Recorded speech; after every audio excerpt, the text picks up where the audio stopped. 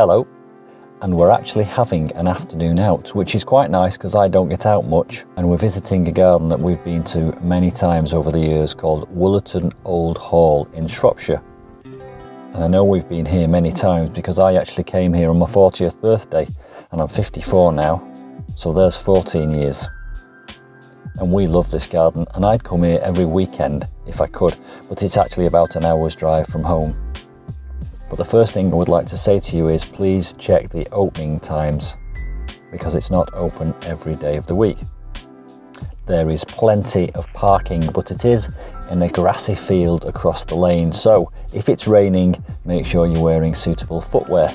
Today happens to be a beautiful June day, so I've got my hat, I've put on some sunscreen, I've had a drink of water, although I know there's a cafe inside.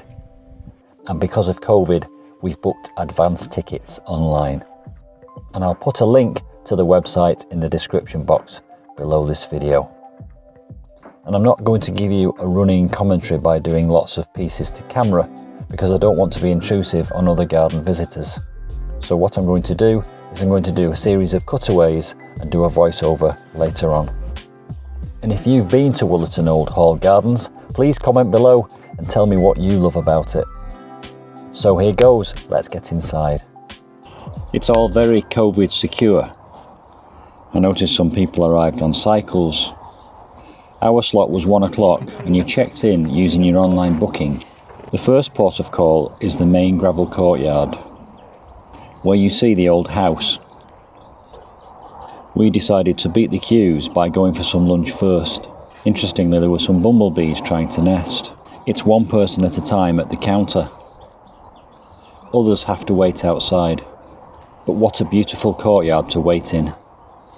The menu is modest but perfectly adequate and reasonably good value. We had soup and a sandwich for two. It was about £15. We sat in the shade of these trees, which was wonderful on this hot sunny June day, and it was a great opportunity to reacquaint ourselves with the map over a cup of tea. This is a small to medium-sized garden. It's not huge, and it's brilliantly divided into lots of small rooms. It has the feel of a walled garden, and down here is the long walk, beyond which is the croft, which is more of a wilded area. And I must give some credit to the graphic designer, as I'm referencing her brilliant work. Each small room has its own little theme, and it's important to note that some of the ground is uneven. Although we did chat with 4 very elderly people, one of whom was on sticks, and they were having a wonderful day. It's not like the National Trust. The main house is not open to the public, and you must not smoke anywhere in the garden. You're encouraged to start your journey to the right of the main house, down a narrow wooded path, and you can already start to feel that sense of adventure. And you emerge into daylight, into a small courtyard at the rear of the house.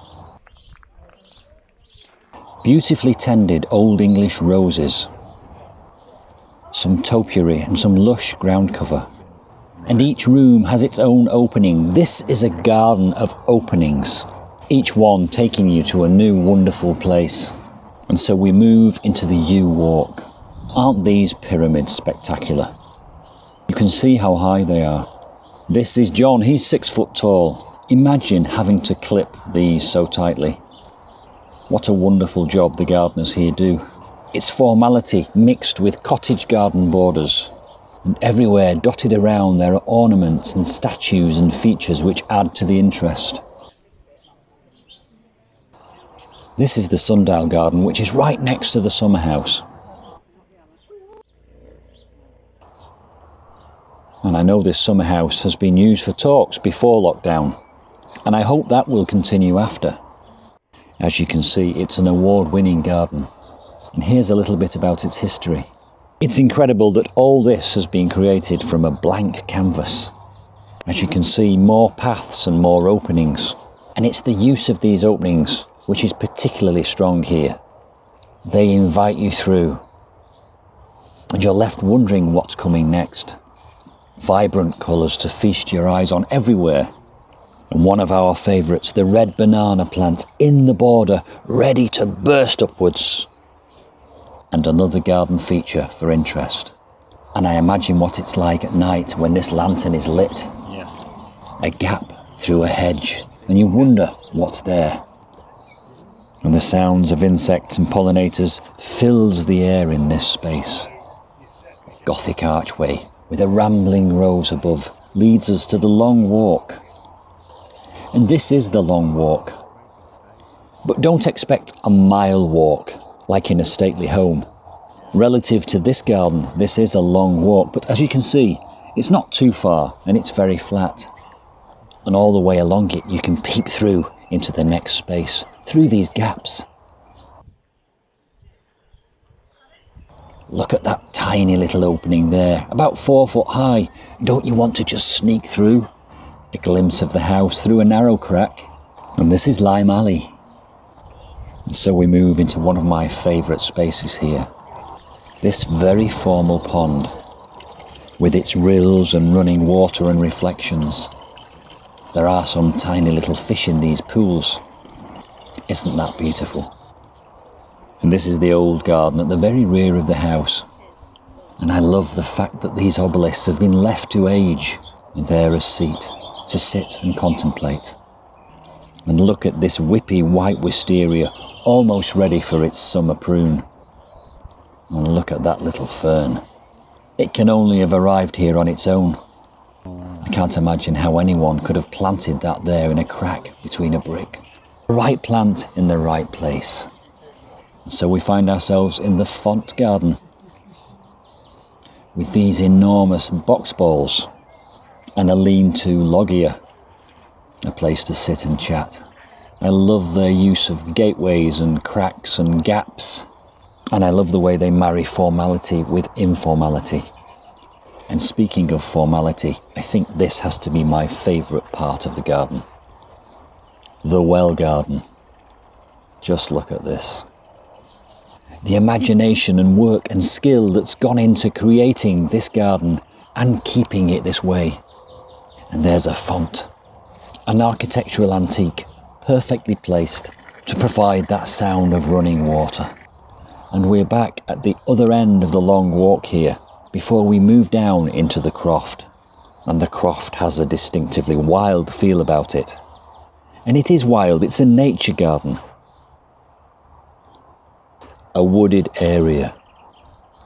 They've really given a lot of thought to biodiversity here.